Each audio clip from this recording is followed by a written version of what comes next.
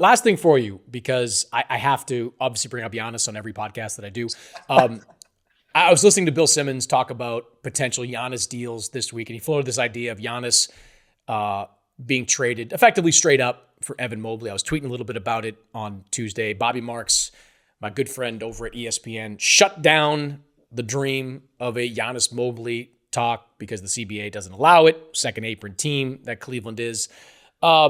Still, let's play out the hypothetical here. Like, let's say there's a way to make the math, and you can do a deal that is centered around Giannis Antetokounmpo for Evan Mobley. This would be a tough deal, I think, for either one of these teams to turn down. If you're Milwaukee, you're not getting dollar for dollar value back for Giannis. That's not possible. He's a perennial MVP candidate, still one of the best players, two-way players in the game. But he's also 30 years old, and I've said this many times, and I don't believe it's debatable, that even with the Eastern Conference being weaker next year, and I want to get to that when I talk about Cleveland, you're not winning a championship next season with Damian Lillard out and no reasonable way to get somebody in to replace him. They've made their deals, and they made their mistakes, like we talked about with the draft picks. They have not hit on these draft picks enough that they're able to supplement the loss of talent they've had over the years. So if I'm Milwaukee and I have a chance to get a 23-year-old reigning defensive player of the year who improved measurably offensively this year under Kenny Atkinson as his usage rate went up and all his numbers went up across the board. Kenny Atkinson was talking to me about Magic Johnson comps with Evan Mobley. So high praise from his head coach. I would have to really consider that because that is the foundational rebuilding piece. Maybe you get a couple draft picks or something back in return. I'd consider if I was Milwaukee. If I was the Cleveland, I'd be all in. Like, they don't have enough, right? With just Mobley, Mitchell, and Garland. I think that's played out over the last couple of years. I mean, Mobley will take another leap next year, presumably, but it still might not be enough. Like, the demise of the Celtics, at least the one-year demise of the Celtics, has opened up a window in the Eastern Conference. Like, the Eastern Conference stinks. Compared to the West, the Eastern Conference stinks. And with Tatum likely out all of next season, who is the favorite to win the East next year? Is it one of the two teams in the conference finals right now? Maybe. Is it Cleveland as currently constituted? Maybe.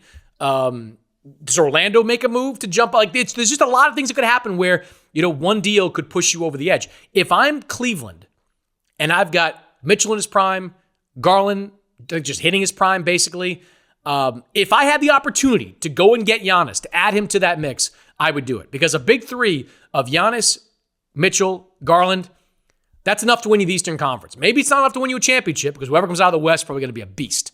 But to me, if the math could math, point that out right away, but if the math could math, if I was both teams, I'd want to do that deal.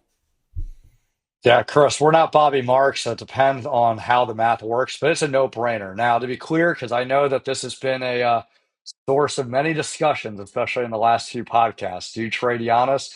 It's a no-brainer. Now, if it wasn't for Damian Lillard's injury, I might have some second guesses because their chemistry's improved a lot. Just the idea of a small market team trading their star, unless he actually came out and explicitly said, I want out.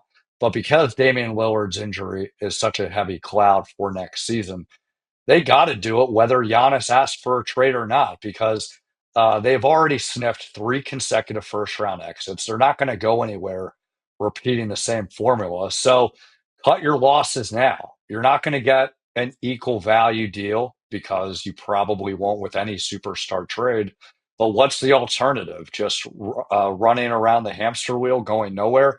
How about collect assets that maybe help you win now, but also help you win in the future? And with this proposed idea that you mentioned with Evan Mobley, again, the math has to math, but it's a great fit for both ends. Obviously, for Cleveland, it helps them maximize their odds to go out again next season. Also, hope for better health. With the Bucks, I think we have to keep in mind with Evan Mobley, not only is he defensive player of the year, not only has he grown as an offensive player, but this all took place while sharing on court time with Jaron Allen, who is another big.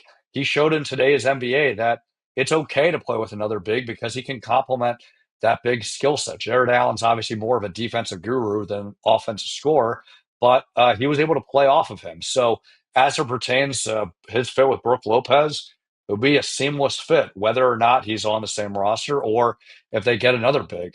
I think the other thing we also have to keep in mind is Evan Mobley had these kind of numbers despite the fact that Darius Garland and Donovan Mitchell were on the team. Now, it all goes hand in hand. They're great playmakers, but you also have to keep in the idea that there's only one basketball and there has to be a buy-in of making sure that the offensive balance flows. Evan Mobley played a very key part in not being the weak link in that. So his fit would be seamless in Milwaukee with his skill set and how he would fit with other teammates. So again, the math has to math, but is a no-brainer of a deal that both teams should try to pursue.